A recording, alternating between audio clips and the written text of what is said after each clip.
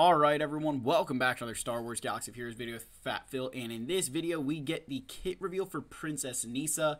I'm going to talk about Princess Kneesaa. We're going to talk about the impact I think Leia will have, because Kneesaa is going to be one, she's one of the requirements at Relic 7 for Leia, so let's get into how I think she's going to impact the game, the Ewok, Princess Kneesaa, and then finally with, Leia, what her impact will be, and how I view this game in, the time that the new raid comes and Leia gets into the game. So let's dive right into our video, but before we do, let's give a huge shout out to our channel members. Come on now, pull them up. I know we can do it. There we go. There they are. Thank you guys so much for your continued support. It is much, much appreciated. This channel has started to pick back up in the past few days, and, I really appreciate it, guys. Thank you for continuing to stick around here. So let's dive into this video. Let's talk about Princess Kneesaa. So we're in the game here. And I want to actually go to the forums webpage here. Where is it at? Whoop. Hold on, let me pull it up. There we go. Come on now, I know we can do it.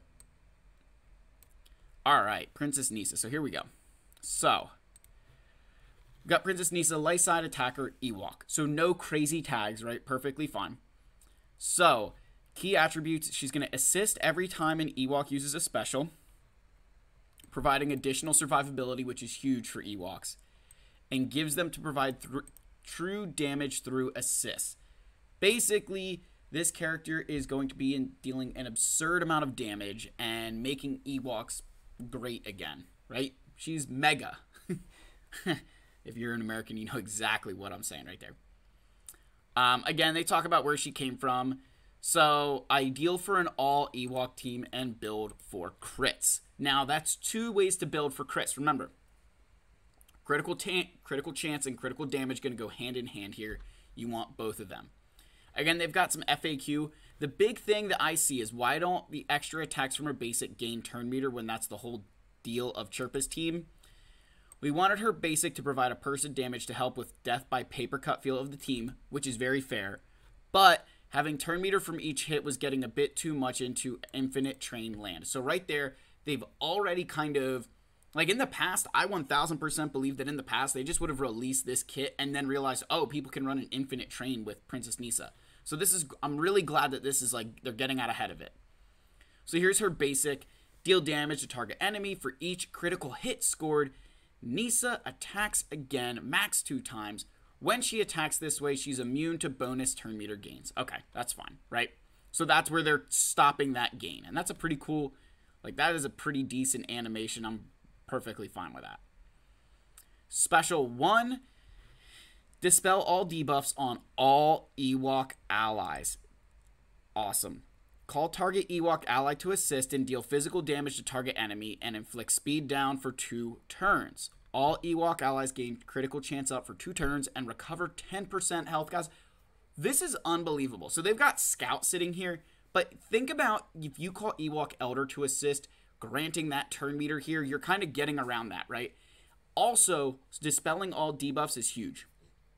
That is one of the biggest problems in that Ewok team, is that only Ewok Elder has that, dispel for debuffs. So this is huge here. All right, special number 2, deal physical damage to all enemies, stun target for 1 turn, and remove 100% turn meter, and Princess Kneesaa gains critical damage up for 2 turns.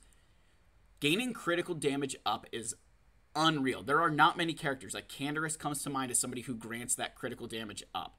So that's awesome, right? I love the critical damage up here. That is going to be absolutely busted for her. Dealing of this, my thought reading this, as long as it makes its way, because they said Omega was going to be high single fire damage. This character very much feels like they're trying to make her hit absurdly hard. So then next is Bright Tree Village, which has an Omicron for Territory Wars. Don't get too excited. So she has 20% critical chance, 50% defense and max health, and 40% tenacity. Other Ewok allies gain 15% defense, 20% max health and potency. So it's an interesting mix of, like, they're gaining potency and she's gaining tenacity, which kind of tells me you might want to use Legray, right? Like, the only other Ewok that really wants potency is Legray. Tebow could want it to remove turn meter, but I mean, that's pretty cool, right? That's pretty decent there. Whenever an Ewok ally attacks out of turn, inflict damage over time on an enemy. Whenever any other Ewok ally attacks out of turn, they deal true damage. So right there, what they're saying is that Nisa's not dealing it, but when Wicket or Ewok Elder, Chirpa, those guys, when they're dealing, they deal true damage. When an other Ewok ally uses a special, Nisa assists. When an enemy attacks an ally, Nisa gains retribution for 1 turn, 5% turn meter, and all Ewok allies recover 5% health. When an Ewok ally is dazed or stunned, they gain foresight and protection up 100%. That's a lot. For 2 turns. And all Ewok allies gain 50% defense stacking for the rest of the encounter. So right there, you bring a team that's going to daze them or stun them, and they're going to gain 50% defense stacking for the rest of the encounter. That is a lot of defense. Like, that's a lot of damage. That's a lot of defense, and it just keeps stacking. So you are going to want to avoid teams with daze or stun on them. When an Ewok ally is critically hit, they gain 5% offense stacking until the end of their turn. It's not that... Until the end of the turn is all right. You know, I mean, you'll probably just, like, hammer somebody down so it won't matter, but this could come into play a few times. While in Territory Wars, Nisa has 95% critical chance. Oh my gosh. 25% critical damage, 10% max health, and 10% speed for each other Ewok ally. So she's going to have, like, 500%. That is an absurd amount of critical chance. She's always going to be critting. Gaining 100% critical damage, 50% health, and 50 speed, and is immune to daze and stun. That is pretty good. At the start of battle, she gains critical chance up, critical damage up for 2 turns, and 100% turn meter. Allied Ewoks gain 10% offense. When an Ewok ally gains a buff, she recovers 10% health and protection. When they're inflicted with a debuff, they recover 10% health and gain 5% turn meter. So, you know, this is her, right? When an Ewok ally gains a buff, she's recovering this. When an Ewok ally is inflicted with a debuff, that ally gains 10% health and 5% turn meter. When an Ewok ally assists, reduce target's enemy critical damage by 5% stacking for 3 turns. Whenever Nisa attacks, her cooldowns are reduced by 1. Holy, this Omicron is going to be absurd.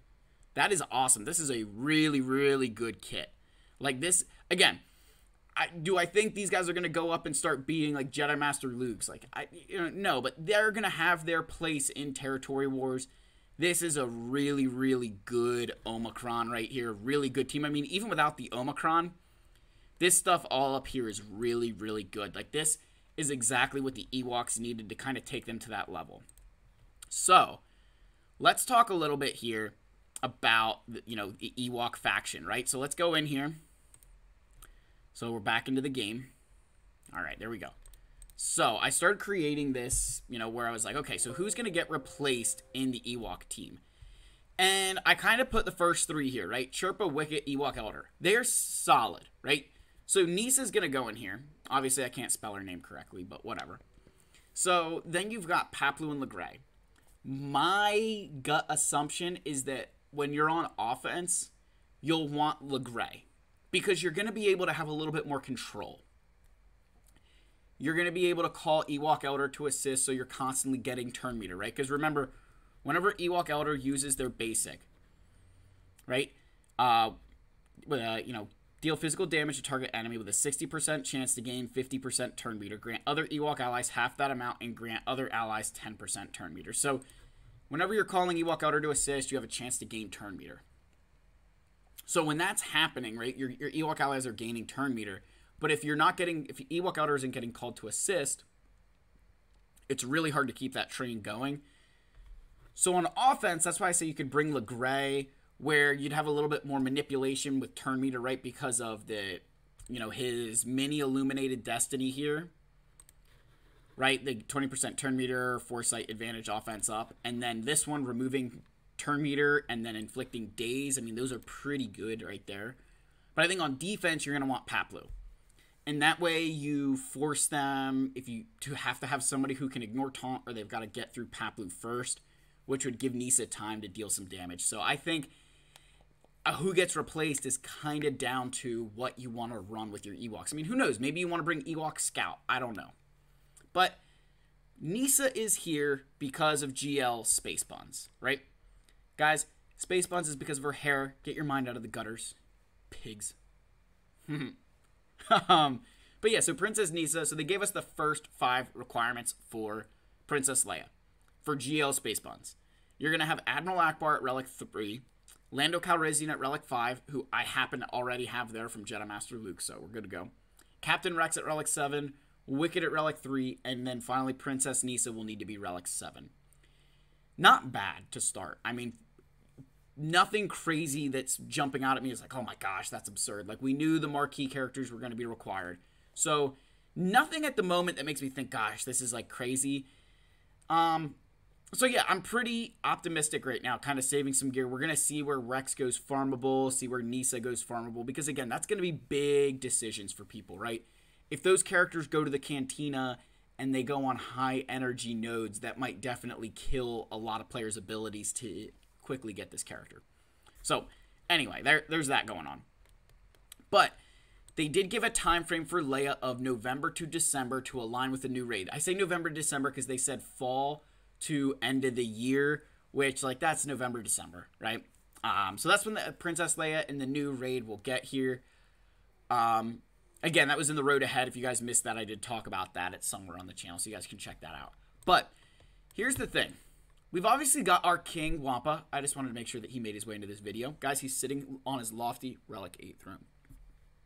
But I'm going to say right now that my biggest fear with this new Galactic Legend is they're going to get the Lord Vader treatment. GL Leia, GL Space Buns is really going to have to knock everybody's socks off for a lot of reasons. Because Jabba is huge, right? Like, I'm just going to put Jabba down here for a second. Like, Jabba has been unbelievable. The impact he's had in this game is crazy. And my biggest fear is that if Leia doesn't have that same impact, people are going to give her the Lord Vader treatment. Oh, she's not as good as Jabba. Why would you go for her? Oh, she's GL failure, all this stuff. Like, it's a legitimate fear. Because the reason so many of us got Kenobi was because we were ready for Kenobi. And Commander Tana was right there. And, you know, all this stuff. Like, I've gone into that. You know, I've beat it to a dead horse out of it.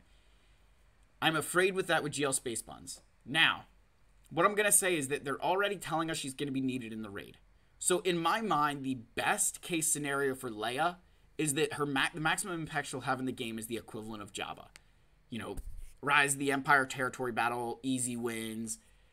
You know, the Smugglers Run 2 for Jabba for mods. Maybe it's something with relics for Leia. That is one thing that, like, we'd love. Like, maybe it's, you know, a crazy amount of signal data, some, you know, relic materials, whatever it is, right? That they'll create some event for her outside of the raid like Jabba has. That could be something that they could do. Now, that's the maximum impact I could see her having. I cannot envision her being more impactful than Jabba, but I can definitely see her being less impactful than Jabba. So just keep that in mind. Keep that in the back of your heads. Now, in terms of other relics, prepare yourself, right? I think for Leia, I mean, you had 2 Relic 9s for Leviathan and like 5 Relic 7s. I just prepare yourself. They threw it out there and people are going to get Leviathan, like myself, first pass. So prepare yourself that Leia could require a lot more gear, that this first pass could have been the easier requirements for her. I don't know if that's the case, but it very well could be, right? I think it very well could be that she's just going to be like Jabba, where the requirements aren't that hard because the whole point is we're springing them on you. You need to get it now. And then we're going to release another one in a year's time that's going to be the new, you know, thing to get, right? I don't know. It's just something that's kind of been bugging me a little bit. Like, prepare yourself that there could be some Relic 9s on here. And then also prepare yourself that requirements might be easy, but they're sprung on you in a short period of time. And you're going to have to go all in to get her, right? And then how I see her impacting characters in the game is that she's going to lift characters like the Hoth Bros. Now, Hoth Rebel Scout already has his place in like a Mon Mothma team. But, like, Hoth Rebel Soldier comes to mind as someone that needs, like, a lift. I don't see Leia taking characters from, like, the Commander Luke Skywalker team or, you know, Kyle Katarn. You know what I mean? I don't think she's going to do something like that because Capital Games has been very intentional on Galactic Legends, I'd say since Lord Vader, right? One of our big complaints with Jedi Master Kenobi, I wouldn't say big complaints, but one of like the one con he has is that he took away everybody's Padme team. I mean, in Arena, you basically took your Padme team and stripped it for parts, right? I mean, a lot of us in Grand Arena are running Padme with Kenobi because you just don't have any other options there, right? But I have a feeling that they're not going to do that with Leia, where they're not going to put the Commander Luke Skywalker team or Rebel Fighter teams in there, that they're going to make this new team. They've already said Drogon's coming. I think there'll be more characters to throw in there that are currently not being used or, are super underutilized. Like, they've been very intentional with making those characters more and more usable in the game, and I think that that's kind of the case for Leia here. So, I mean, guys, that's kind of the gist of things. We got Princess Kneesaa coming. She's going to make Ewoks great again. I really, really, truly believe that she's going to make Ewoks really good. Even outside of Territory Wars, I think they're going to be a team that you can use in GAC finally. They're going to get a lot of turn meter. They're going to have that survivability, and I think we're going to be surprised by what they can do. So I'm excited to see the impact. Hopefully you guys are too. Make sure you smash that subscribe button. Leave your likes and leave your comments. We do want to hit 10,000 subscribers. That's the goal. Again, guys, I love all of you. May the Force be with you. I'm going to see you guys in the next video. Cheers.